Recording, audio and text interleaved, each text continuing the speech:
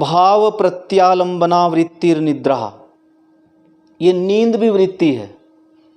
और एक आश्चर्य और सुनिए, यहाँ पर वृत्ति शब्द जोड़ दिया, जबकि किसी में भी वृत्ति नहीं आया है।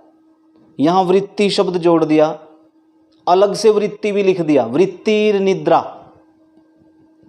वृत्ति शब्द क्यों लिखा पतंजलि जी ने? इसलिए लिखा, इसका मतलब ये है कि बहुत सारे पीछे जो इतिहास में निद्रा को वृत्ति में नहीं गिना होगा, इसीलिए जोर दे करके वृत्ति शब्द रखा गया कि निद्रा भी वृत्ति है।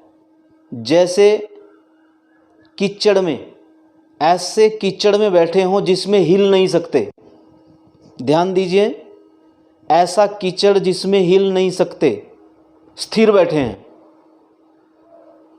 कीचड़ भरा जलाशय जिसमें हिल नहीं सकते, दलदल बोलते हैं जिसको।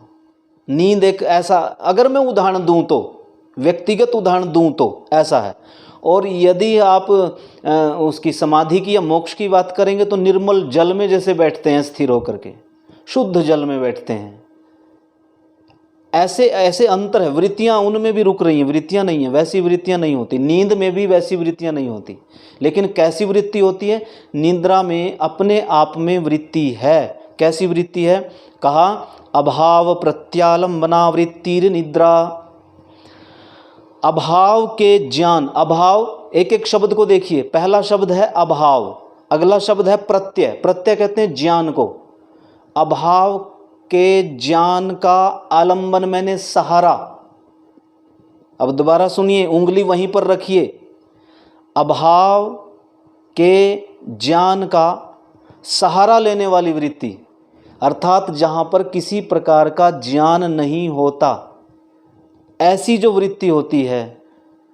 अच्छा, ऐसी भी वृत्ति होती है कि जहाँ पर ज्ञान नहीं हो रहा है, ये भी एक वृत्ति है। मुझे कोई ज्ञान नहीं हो रहा, ये भी एक वृत्ति है, और ये भी बाधक होती है योग में। मुझे कोई ज्ञान नहीं हो रहा है, ये भी एक वृत्ति है, ये वो निद्रा वृत्ति होती है, वहाँ ज्ञान नहीं होता। तो वो किस प्रकार का, और इसको खोल रहे हैं, साच संप्रबोधे। ध्यान दीजिए और अपना पुस्तक पर ध्यान रखिए सभी।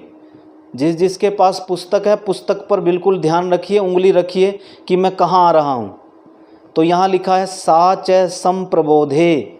संप्रबोधे का अर्थ है जागने पर। हम उठ करके जागते हैं ना, जब सोने के बाद जागते हैं। तरसेम जी ध्यान दे रहे हैं ना? जब हम संप्रबोधे जागते हैं तो जागने पर क्या होता है?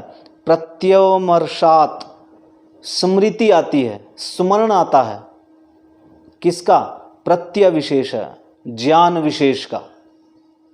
ज्ञान विशेष की स्मृति उभरती है जब हम जागते हैं।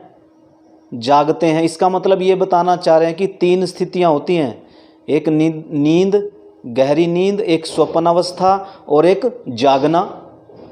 जागना, स्वप्न और निद्रा, ये तीन स्थितियां होती हैं, हर एक व्यक्ति की होती हैं। तीनों स्थितियां हर एक व्यक्ति की होती हैं। तो ये कह रहे हैं जब हम जागते हैं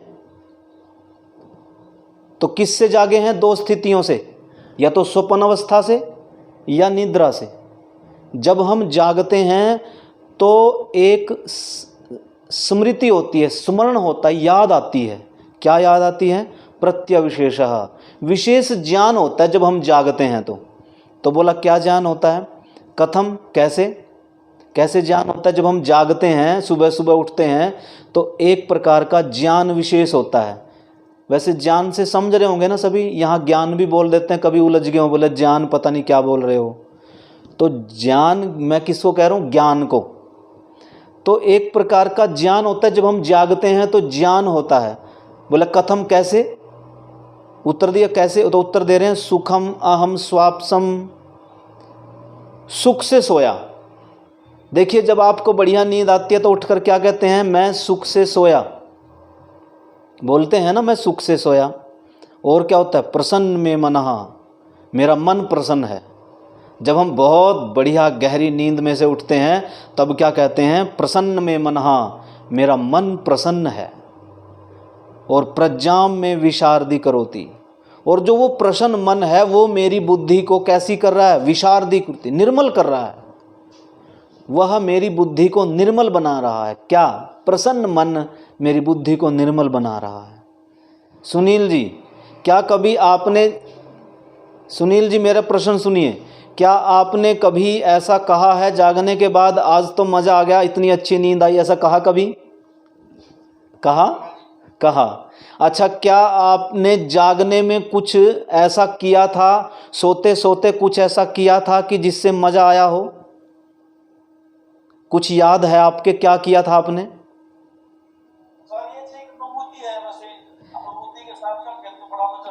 कुछ याद है? कुछ नहीं है। उसकी बात नहीं कर रहा हूँ मैं, सोपन की बात नहीं कर रहा हूँ। जब गहरी नींद होती है तब उस समय कुछ भी नहीं करते, लेकिन फिर भी उठ करके कहते हैं आज बहुत मज़ा आया, आज बहुत आनंद आया। आनंद क्यों आया, मज़ा क्यों आया, किस बात का आया? आप तो बिस्तर पर लेटे हुए थे, ये आनंद कहाँ से आया? क्या है, हुआ क्या आपके साथ, घटित क्या हुआ आपके साथ? घटित कुछ भी नहीं हुआ, लेकिन फिर भी कहते हैं बड़े आनंद में सोया।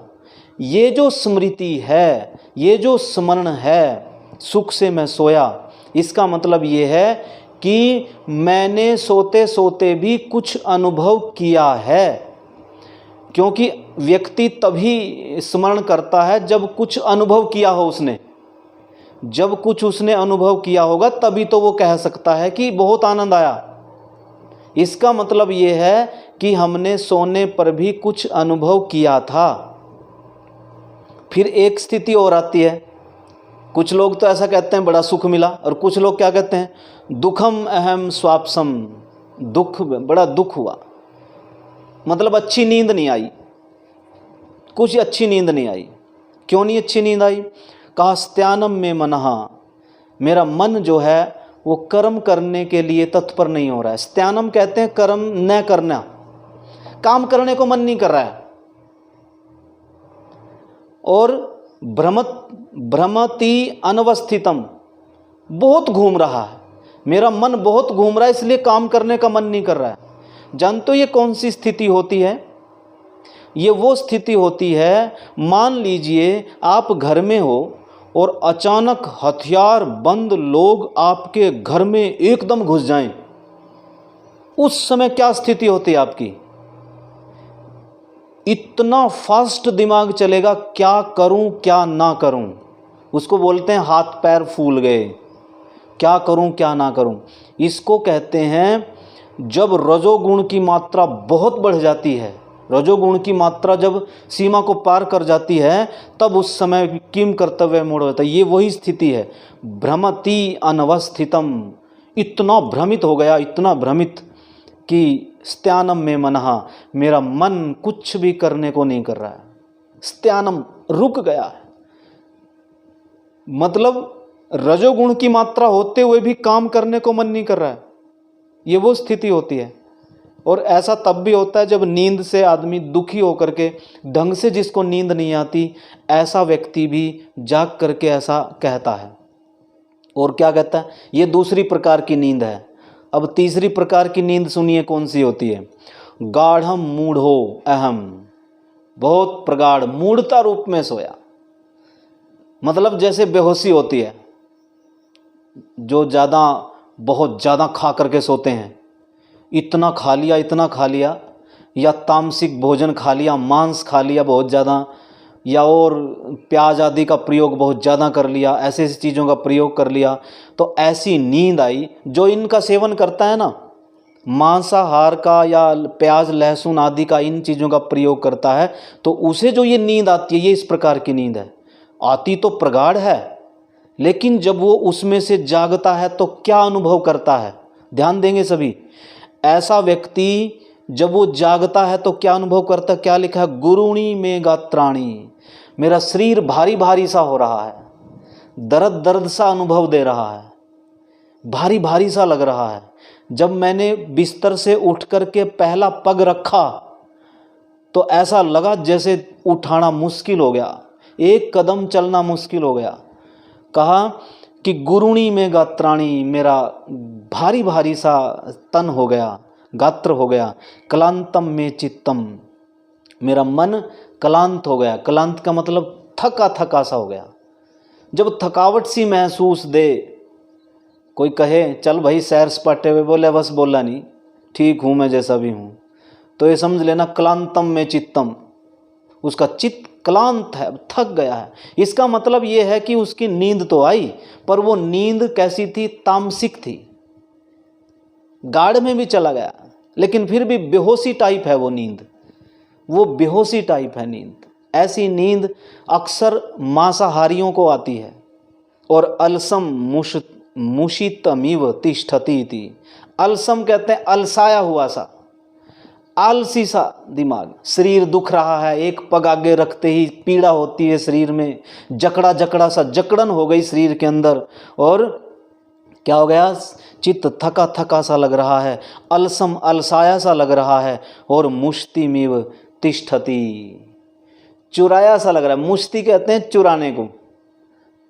चुराना शब्द अगर मैं दूसरी भाषा में बताऊं तो खोया खोया सा लग रहा है, मेरा मन खोया खोया सा लग रहा है।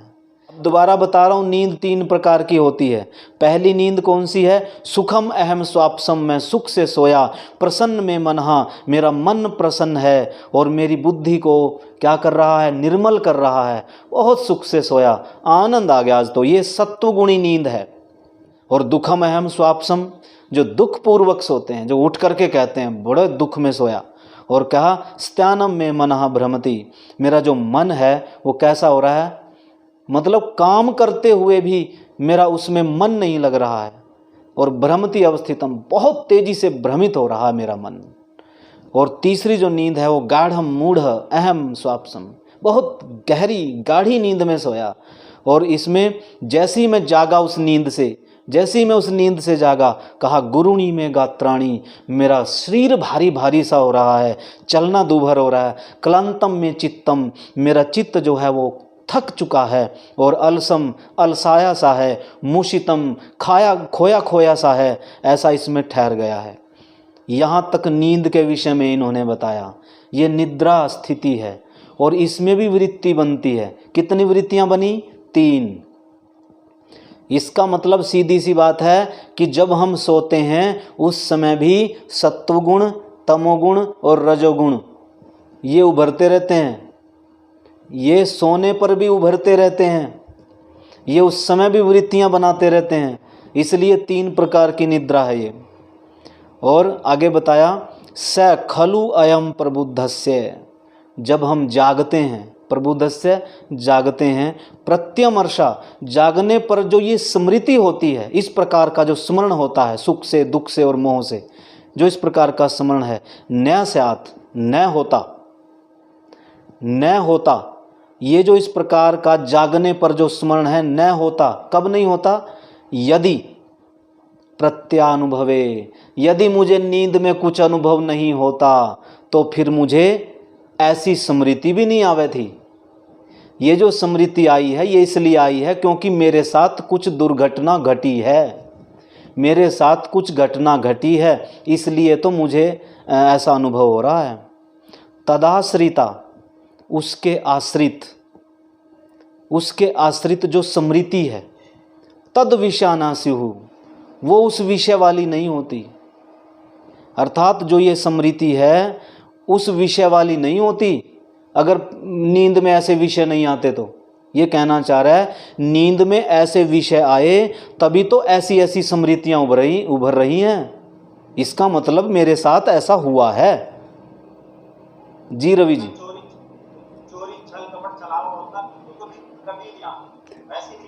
हाँ, वो ऐसी ही नींद आती है।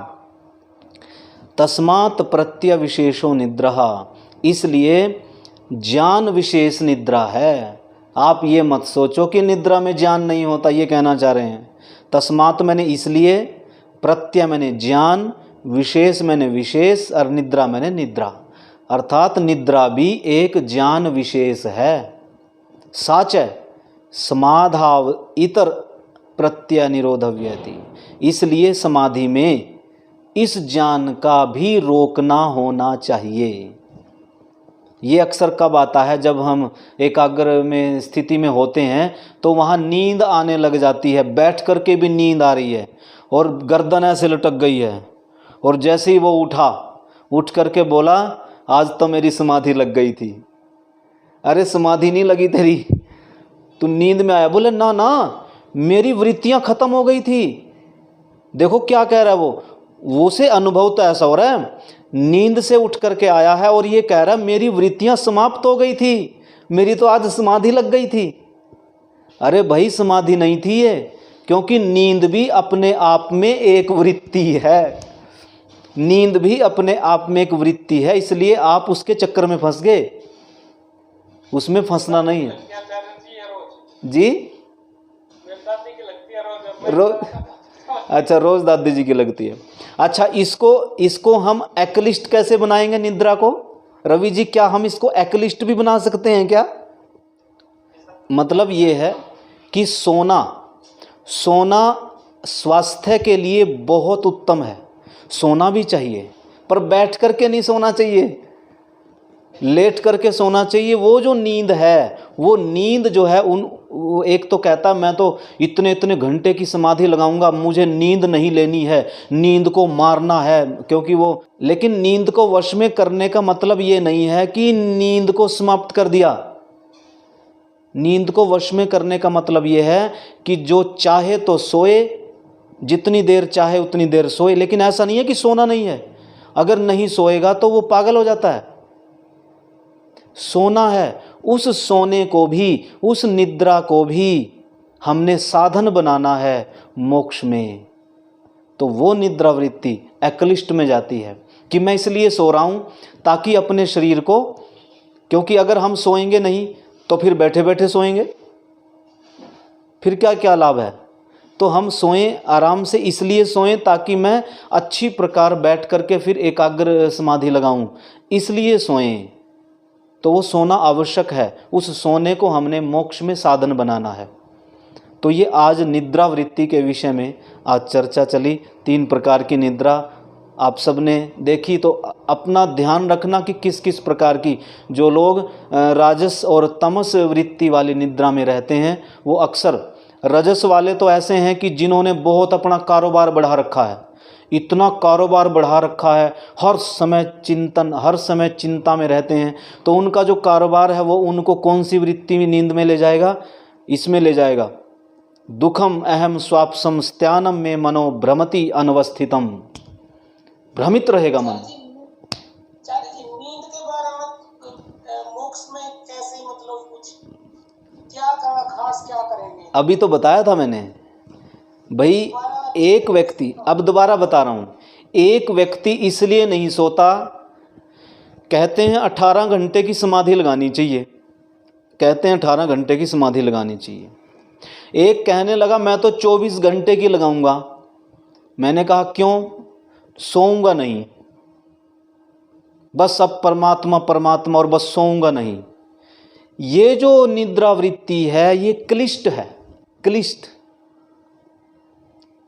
और वो इसलिए सोए, इसलिए ना सोए, इसलिए ना सोए कि मुझे सोने में मजा आता है। जैसे वो कहते हैं उठ करके बड़ा आनंद आता है, ओहो बड़ा आनंद आता है सोने में। एक तो ये सोच करके सो रहे हैं कि मजा लेंगे, आनंद लेंगे, एक तो ये सोच करके सो रहे हैं, और एक ये सोच करके सो रहे हैं यदि मैं थोड़ी देर सो लूँगा तो फिर मैं एकाग्र स्थिति में पहुँचने में वो मेरी नींद सहायक होगी। ऐसा सोच करके सोना, क्योंकि सोना जरूरी है शरीर के लिए, आत्मा के लिए तो जरूरी नहीं है, पर शरीर के लिए तो सोना जरूरी है। तो जब शरीर के लिए सोना जरूरी है भाई सोइए। आप ऐसा मत कीजिए कि कोई कहे ना जी मैं तो 24 घंटे समाधि में ही रहूँगा। ऐसा व्यक्ति क्लिष्ट वृत्तियाँ बनाता है, और अक्लिष्ट वाला कहता चाहे मैं 4 घंटे, चाहे मैं 2 घंटे, चाहे मैं 3 घंटे सोऊं, पर सोऊंगा जरूर, ताकि मैं आराम से बैठ करके फिर 18 घंटे की समाधि लगा सकूं। ये होती है अक्लिष्ट वृत्ति। और जो व्यक्ति आचार्य जी समाधि लगाने में कामयाब हो चुके हैं, हाँ, क्या उनको भी स्पेशल सोना चाहिए? शरीर के लिए तो सोना ही पड़ेगा, जब तक शरीर है सोना पड़ेगा, नहीं तो वो शरीर साधन है भाई। एक बात बताओ, आपके पास गाड़ी है, उसकी सर्विस कराते हो कि नहीं कराते हो? तो नींद लेना एक सर्विस है, तो सर्विस तो करानी पड़ेगी भाई, क्योंकि वही साधन है उसका। समाधि लगाने का साधन क्या है हमारे पास? शरीर ही तो है, और शरीर हमने बीमार कर लिया, फिर कहाँ समाधि लगेगी? तो नींद केवल सर्विस के लिए है, बैटरी को चार्ज करने के लिए, सभी रूप में बैटरी को चार्ज करने के लिए, बैटरी को चार्ज करने के लिए। जी आचार्य जी, हमें कितने घंटे नींद लेनी चाहिए? भाई, अगर एकाग्र स्थिति की अस्मिता तक चले जाएं, अगर एकाग्र स्थिति की अस्मिता तक चले जाएं, तो व्यक्ति के लिए 2 या 3 घंटे बहुत होता है। आचार्य जी, क्या आत्मा भी सोती है, नहीं सोती? आत्मा कभी नहीं सोती। आत्मा न कभी सोई है और न कभी सोएगी। गुण हो तभी तो सोए, लेकिन कह परमात्मा बिल्कुल भी नहीं, सोने वाला गुण है ही नहीं, तो गुण नहीं है तो सोए। कुछ करे, मतलब कोई कुछ करेगा तो नींद आएगी, आत्मा कुछ करती नहीं। करती ही नहीं, लेकिन फिर भी करता है, फिर भी करता है। किसके कारण? मैंने अभी समझाया था प्रवेश जी को, ज्ञान और प्रयत्न, इच्छा और प्रयत्न करता है, बस उसी के कारण कर्ता कहलाता है। जो हम बीज बोते हैं ना, बीज बोते हैं गेहूं, आजकल किसका वातावरण है? कौन सी फसल उगेगी अब? धान। अब धान का समय है उगने का। यदि हम इस समय गेहूं का बीज डाल दें तो वो जमेगा नहीं। ध्यान से सुन रहे हैं मेरी बात? अगर गेहूं का बीज वर्तमान में डाल रहे हो तो वो जमेगा नहीं। अगर जमेगा भी तो वो कुछ दूर जम करके खराब हो जाएगा। ऐसे ही जो यहाँ का इन्वायरमेंट है, वातावरण है, वो योग के लायक नहीं है। इसलिए मैंने भूमिका, मेरी दोबारा देखिए वीडियो, भूमिका में मैंने स्पष्ट किया है, बीज डालने पर भी ये बीज उगेंगे नहीं योग वाले, जब तक आप वातावरण नहीं बनाएंगे समाज का। इसलिए समाज का वातावरण साथ साथ चलता है योग के भी। और जो लोग कहते हैं कि मैं आश्रम बनाऊंगा, एक आश्रम बनाऊंगा और उसमें बैठ करके योग साधना करूंगा और मैं योग में सफल हो जाऊंगा, असंभव है, वो जमेगा ही नहीं बीज। और ऐसा जमेगा, अगर जमेगा भी ऐसा जमेगा जैसे वो म्यांमार में जमा था, वो बैठे हुए थे और गर्दनें काट दी उनकी, ऐसा जमेगा अगर जमेगा तो। म्यांमार में मुस्लिमों ने, जिन्होंने रोहिंग्या कहते हैं, रोहिंग्यों ने उनकी गर्दनें उड़ा दी।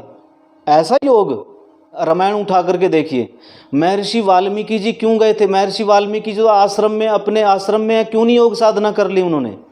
क्यों राम और लक्ष्मण को लाए वहां से? क्यों लाए? क्योंकि इन्वायरमेंट योग साधना में आगे नहीं बढ़ने देता।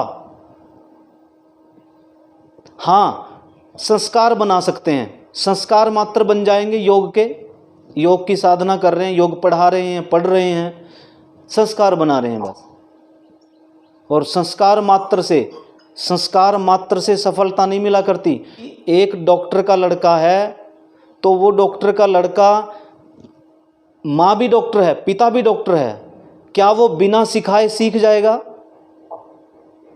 संस्कार तो आ रहे हैं, पर बिना इन्वायरमेंट को नहीं सीख सकता, वो नहीं सीखेगा, चाहे जितना मर्जी उसके माता पिता MD डॉक्टर हों। इन्वायरमेंट देना पड़ता है। संस्कार होने के बाद भी इन्वायरमेंट देना पड़ेगा, तब उसमें सफलता मिलती है। कोई कहे मैं दिल्ली में बैठ करके योग साधना कर लूं, इतने गंदे वातावरण में बैठ करके आप योग साधना करेंगे,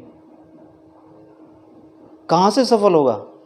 हम श्वास भी लेते हैं, वो भी तामसिक, राजसिक और सात्विक होता है। हम श्वास भी लेते हैं, वो भी तामसिक होता है। हम श्वास लेते हैं, वो भी राजसिक होता है। हमारे आसपास खान पान से लेकर के जितनी भी चीज़ें हैं, प्रकृति की जितनी चीज़ें हैं उन सारी वस्तुओं के अंदर सत रज तम विद्यमान है। और जब हम उन वस्तुओं को ग्रहण करते हैं तो सत्व रज तमस हमारे न्यूनाधिक होता रहता है। इसलिए कोई कहे कि मैंने आत्मा का साक्षात्कार कर लिया, मैंने परमात्मा का कर लिया, मैंने प्रकृति का कर लिया, नहीं। हाँ, वैसे योगी आपको मिल जाएंगे जिनको हठ योगी, भ्रष्ट योगी बोलते हैं। वो आपको हिमालय पर जाकर के गुफाओं में बैठे हुए हैं, कोई एक टांग पर खड़ा है, कोई एक किसी प्रकार बैठा है, कोई किसी प्रकार बैठा है, बैठे हुए मिल जाएंगे आपको। नियम ये है 25 वर्ष तक अपनी सारी शक्तियों को बढ़ाओ। ये नियम बता रहा हूँ, वेद का नियम है। 25 वर्ष तक हमारे यहाँ एक नियम था, 25 वर्ष तक सारी शक्तियों को बढ़ाओ और उसके बाद समाज में से गंदगी साफ करो और सज्जनों की उन्नति करो और दुष्टों का नाश करो। 25 वर्ष तक शक्तियों को बढ़ाओ। लेकिन अब 25 वर्ष चले गए, अब इस स्थिति में है तो क्या करें? तो ऐसी स्थिति में ये वो स्थिति है कि घर पर अचानक हमला हो जाए और आपके पास तलवार तो हो पर चलानी ना आए, तब क्या करेंगे? अरे भाई, जैसी कैसी आती है लड़ मरो, जैसी कैसी आती है लड़ मरो। क्या करेंगे? और घर पर हमला हुआ है और लेकिन एक व्यक्ति कहने लगा, ना जी पहले मैं सीख के आऊँगा और फिर इनसे मुकाबला करूँगा, तो ये बुद्धिमानी थोड़ी है। लेकिन अब पीछे की गलती हो रखी है, तो 25 वर्ष तक अपनी शक्ति को बढ़ाया नहीं, तो वर्तमान में क्या करें? अब देखो वर्तमान में क्या करें, दोनों साथ की साथ चलाओ। उपासना योग साधना भी साथ की साथ छोड़ो मत एक भी दिन। और उससे जो एनर्जी होती है, जितनी हम कर सकें समाज की भलाई उतना करें। हाँ बिल्कुल बिल्कुल, लेकिन वो समाज को छोड़ के नहीं चलना है। कोई कहे कि बस मैं तो, मुझे संसार से कुछ नहीं लेना देना, वृत्तियां बनती हैं समाज। ऐसे विद्वान दिखा दूं मैं आपको जो अपने प्रवचनों में कहते हैं, बोले समाज में कुछ करोगे तो वृत्तियां बनेगी तुम्हारी। ये गलत बात है, ये तो महात्मा बुद्ध वाली लाइन होगी। तो इसलिए समाज को भी और साधना को, दोनों को साथ साथ इकट्ठे चलो और अपनी विचारधारा के लोगों को जोड़ो। जितना जोड़ सको अपने विचारधारा के लोगों को जोड़ते रहो। ये अच्छी बात जी, बिल्कुल ऐसा ही किया। लेकिन उन्होंने 25 साल तक 30 साल तक पहले एनर्जी को बढ़ा लिया था। हाँ, क्योंकि समय ही 25-30 साल तक का है। उस समय वृत्तियां उठती हैं कम, और कम वृत्तियों को उठाना। अब क्या स्थिति है जानते हो मनीष जी? इस समय योग साधना की क्या स्थिति है मैं बता रहा हूँ, उदाहरण दे के समझा रहा हूँ। एक डस्टबिन लीजिए, डस्टबिन में क्या होती हैं, उधर से मल आ रहा है, कोई कुछ फेंक रहा है, कोई कुछ फेंक रहा है, और इधर से आप उठा के फेंक रहे हैं। अच्छा बताओ, क्या खाली हो जाएगा वो? आप उठा के फेंक रहे हैं और उधर से कोई दूसरा डाल रहा है,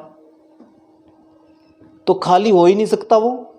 अब हमारी सिचुएशन ऐसी ही तो है।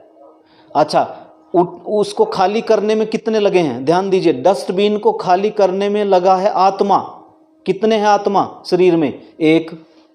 और डस्टबिन में डस्ट डालने में कितने लगे हैं? 5। आँख, नाक, कान, जिह्वा और त्वचा, ये 5 चीज़ें तो डस्ट डालने में लगी हैं, और एक अकेला आत्मा उसको निकालने में लगा है।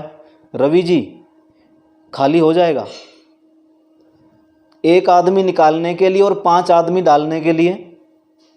लेकिन अगर हम बचपन से 10 साल की आयु से ऐसा करते तो ये आराम से हो जाता, क्योंकि उस समय तक डस्टबिन जो है लगभग खाली सा होता है, वो आसान होता है खाली करना। अब तो बहुत कचरा भर चुका है, बहुत कचरा भर लिया। लेकिन फिर भी हिम्मत नहीं हारनी चाहिए, क्योंकि नाश नहीं होना है। कोई बात नहीं, इस जन्म में नहीं, अगले जन्म में निकलेंगे, अगले में निकलेंगे, अगले में निकलेंगे, चल पड़े हैं। चलिए, अच्छा अब यहीं समाप्त करते हैं। ओम विश्वानि देव सवितर्दुरितानि परासुव यद्भद्रं तन्न आसुव। ओम शांति शांति शांति। सभी को नमस्ते जी।